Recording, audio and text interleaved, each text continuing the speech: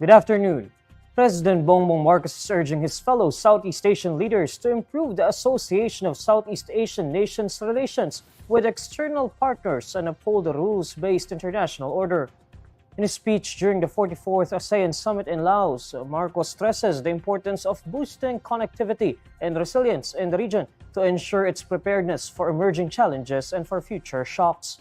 Marcos says the Philippines will continuously strengthen its engagement with the country's external partners to reinforce ASEAN centrality, promote mutual trust, and to uphold a rules-based international order that safeguards peace, stability, security, and prosperity. Marcos also cites the need for ASEAN members to work together in promoting digital economy, food security, tourism, women empowerment, and gender equality. He says the regional bloc should lay the groundwork for a safe and trusted digital environment, stressing that digital economy is one of the significant catalysts for connectivity in ASEAN. Marcos also stresses the need to address financing gaps, support digitalization, and enhance the capacities of micro, small, and medium enterprises to integrate them into global value chains and become key drivers of regional growth. The president is also calling on ASEAN member states to adopt sustainable agricultural practices to optimize the region's food systems amid the persistent challenges to food security caused by supply chain disruptions, economic shocks, and the increasing intensity of extreme weather events. He adds that Southeast Asian leaders must back initiatives that empower and support farming communities and leverage agricultural technological innovations. Marcos is also urging the regional bloc to work together to mitigate the effects of climate change, which he considers as the biggest threat to humanity and the future of ASEAN. The Philippine Institute of Volcanology and Seismology reports that a minor phreatic eruption occurred at Taal Volcano's main crater on Thursday, October 10. In a social media post, Phivolcs says the phreatic eruption, which happened at 7:21 a.m., produced a 2,800-meter-high eruption plume that drifted southwest. A video of the phreatic eruption was captured by a thermal camera at the Daang Castilla Observation Station and by an IP camera at the Taal Volcano Observatory in Barangay Buco, Talisay, Batangas. Phivolcs defines phreatic eruption as a steam-driven explosion that occurs when water beneath the ground or on the surface is heated by magma, lava, hot rocks, or new volcanic deposits. Despite the recent eruption, Taal Volcano remains under Alert Level 1, where entry to its main crater is prohibited. Taal Volcano has been showing signs of unrest since last week, which prompted the Department of the Interior and local government to order local officials of the provinces of Cavite and Batangas to prepare measures that will ensure the safety of their residents.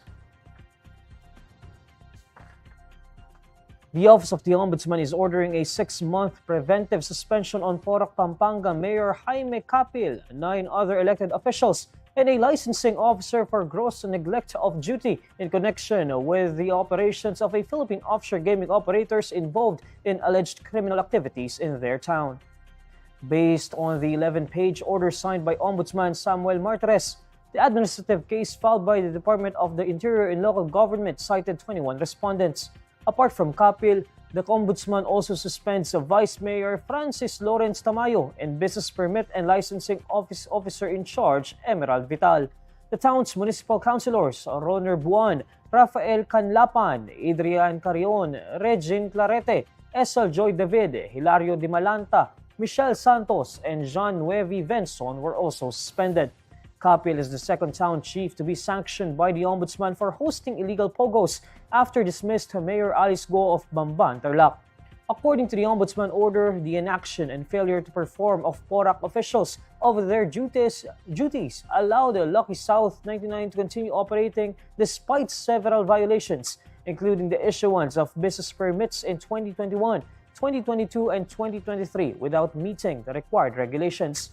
The Ombudsman adds that the Lucky South 99's license from the state regulator Philippine Amusement and Gaming Corporation had expired, and the Business Permit and Licensing Office confirmed the Pogo firm had no business permit for 2024. In its order, the Ombudsman also cites the lack of a letter of no objection from the town officials against Lucky South 99's operation and the Philippine National Police's reports on suspected criminal activities at the Pogo firm's premises. The Ombudsman's order also states that the actions of the town's officials are sufficient grounds to hold that the evidence of guilt is strong at this time. It also cites the gravity of being charged with gross neglect of duty, which, if proven true, constitutes a ground for dismissal from the government service under the revised rules on administrative cases in the civil service.